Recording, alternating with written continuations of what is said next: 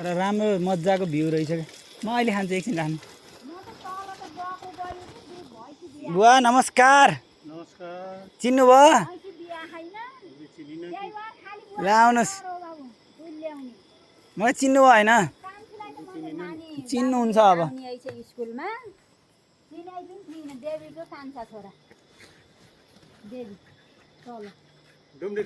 हजुर सन्चै ल बस्नुहोस् अब म अहिले एकछिनमा खाम्ला बुवासित काम छ क्या सानो म छोटु बडुको यो म देवीको छोरा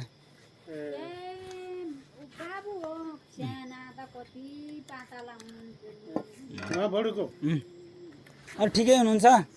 के गर्नु भएको छ त लाथु ए लाथु त धुनुहोस्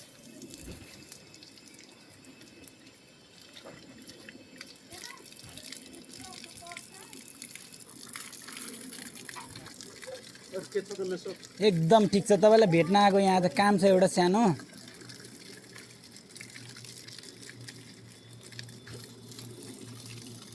बाख्रा पाठा केही पाल्नु होइन पाल्नुहुन्न ए यहाँ हामीलाई त फेरि पाठा छन् भने पठाउनु भएको त विष्णु मामाले कान्छोले के कान्छोले भान्जा हाम्रो घर छन् लिएर आउनु होला भन्नुभएको थियो कि ए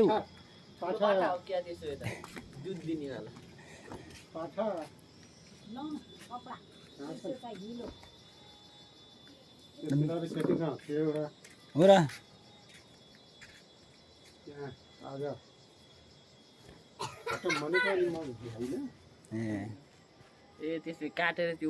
काटेर भाउलिन पठाएको छ के हामी त पाठा छ भनेर आयौँ मामासित कुरा हो नि पाठा छ बाबु जानु भन्नुभयो त्यही भएर ल बस्नुहोस् होइन पर्दैन पर्दैन पर्दैन ल आज हजुरको के छ थाहा तपाईँलाई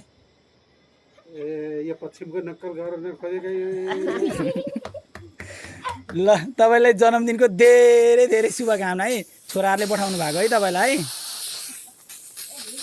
ल लाउनुहोस् ल बालाई भनेर एकदम स्पेसल्ली सम्झेर हजुरको जन्मदिनलाई विशेष बनाउनु पठाउनु भएको छ अब छोराहरूले पठाउनु भयो कि अरूले पठाउनु भयो ल यो फलफुल हजुरलाई तल राख्नु केक पनि छ है ल अब कसले पठाए जस्तो लाग्छ तपाईँलाई छोरीले हो कि छोराले मलाई थाहा भएन यसो हुन्छ नि त त्यही पनि ठ्याक्कै कसले पठाए जस्तो मान्नु भएको छ छोरीले हो कि छोराहरूले मलाई थाहा भएन माया सबैले बराबर गर्नुहुन्छ के अरे होइन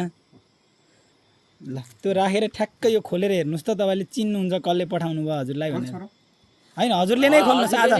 आज ए सरी हजुरको विशेष दिन ल हजुरले नै खोल्ने हो बाबु त्यो यता राखिदेऊ माथि माथि माथि त्यसको माथि पैसालाई भन्नु हो यता पछाडिबाट खोल्नुहोस्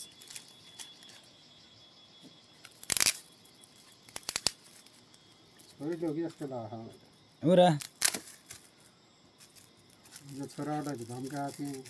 गाली गर्नुभएको थियो के गर्नुभयो र त्यस्तो मामाहरूलाई गाली गर्नुपर्ने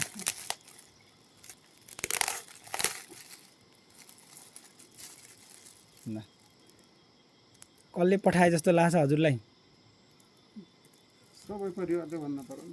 सबै परिवारले ल यता फर्काउनु त यो ल फोटो यता फर्काउनु त हजुरलाई चाहिँ ठ्याक्कै पठाउनु भएको चाहिँ कान्छा मामाले है हाम्रो विष्णु मामाले बाबाको जन्मदिनलाई चाहिँ भान्जा मनाइदिनु पर्यो राम्रोसित भनेर सम्झेर तपाईँलाई तपाईँको जन्मदिनलाई एकदम विशेष बनाउन पठाइदिनु भएको ल अब छोराहरूलाई बिहान गाली गरे भने अहिले चाहिँ अब आशीर्वाद दिनुहोस् आशीर्वाद त दिएको दिए अनि दिनुहुन्छ आमा बाले त अब छोराछोरीको राम्रो नचाहेर अरूको कसको राम्रो चाहने हो र अब केही भन्नुहोस् विदेश भयो भने हजुरलाई सम्झेर यसरी पठाउनु भएको छ उहाँले 60 वर्षको भयो 60 वर्षको पुग्नु भयो आजदेखि ल छोराहरूलाई केही भन्नुपर्ने सुझाव सल्लाह छैन प्रगति गरौँ त्यति हो अझै राम्रो गर्दै जाउँ होइन गर्दै जाउँ कपाल नदेऊ